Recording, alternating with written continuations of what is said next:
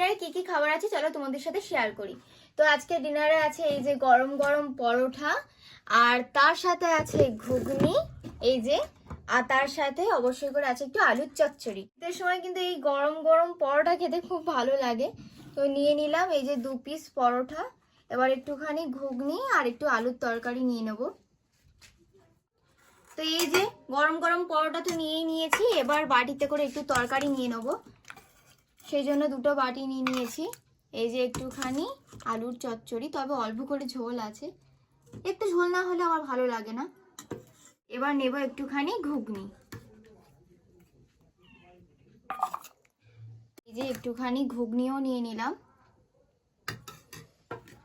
এবার নিয়ে নেব নলেন গুড়ের সন্দেশ, যেটা শীতের স্পেশাল মিষ্টি। তো আজকের এই ডিনারটা কেমন লাগলো কমেন্ট করে জানিও, ভালো লাগলে একটা লাইক করে দিও, আর অবশ্যই